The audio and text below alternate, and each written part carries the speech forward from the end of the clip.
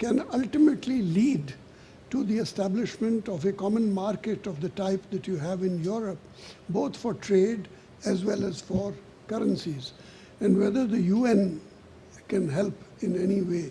Can I answer the second question? The UN can hardly take care of itself, so how can it happen? No, thank you. I'm happy really, but Nkrumah's ideas are still even in the young people, like the student who just spoke. She is from Ghana, so it is where this idea really come from, the United States of Africa. And Nkrumah at the time defended this idea, but you do understand that we are just coming from colonialism, and many of our former master would not be happy to have a united Africa. It was very difficult to go through. But now, this idea has come back to the African Union as a debate at a very highest level of heads of state.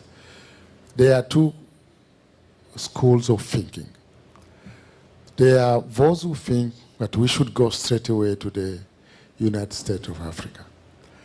And there is the second school of people who think that we should go step by step. So we should first work on integration, because you cannot have a United States of Africa when, if you have to fly to, let's say, to Accra from the Congo, from Cameroon, you should fly first to Paris before coming back to Accra. So which United States of Africa are you going to form in this fashion? So those are the questions, real questions, which have been asked. So what is the consensual idea? Is to start with small steps. First, to transform the Commission of the African Union as an institution, to have, instead of having commissioners as the way they stand now, people responsible for areas, you could have more portfolio as a way of integrating with the national sectors, step by step, before you come to a bigger thing. At the time it stands, I don't want to defend any, I'm not supposed to defend a school of thinking. I'm just reporting what our leaders, heads of state, think at this time. I'm not supposed to defend any of them, but I've reported to you what is going on. But the idea of uniting Africa has never gone away. So Nkrumah's ideas actually are more than present now than ever. And I'm very, very happy that a young person like herself has raised this question, which means the African thinking is in the 6th region also.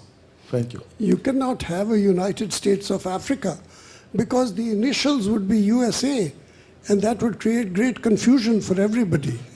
There is a trademark issue.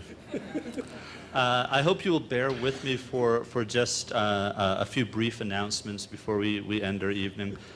First of all, I've been asked to let everyone know that in the Wilson Auditorium in Dickinson Hall at 8:45, there will be a lecture and panel discussion titled, "Does God Not Exist?" sponsored by the Muslim Education Cultural Association and the Secular Student Alliance.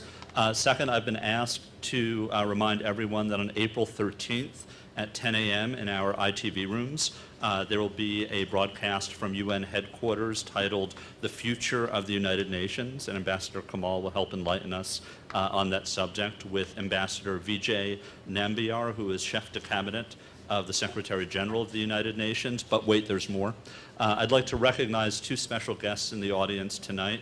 First, Mrs. Alice Mungwa of Cameroon, who is the senior political officer, for the AU mission to the United Nations. I'd like to recognize also Ms. Rosalind Amusa, who is a brilliant young activist and organizer on behalf of children in Africa. And I hope I do not embarrass her by saying she's also Miss Nigeria 2005 and Miss Universe contestant 2006. And if I do embarrass her, it's too late. She braved traffic in rush hour all the way from Brooklyn. I want you to think about that. Lastly, but not least, I'd like to thank my two assistants, Fuzz Nyali and Jillian Cadet, who put this whole program together. These events do not organize themselves. We tried it that way. They did not work. And they asked me finally to remind you, please, to turn in your program evaluation forms as you leave. If you do not have a program evaluation form, they will give you one. If you do not submit your evaluation form, you cannot win a prize. If you do submit your evaluation form, you still cannot win a prize. Do it for science. And join me in thanking the ambassadors.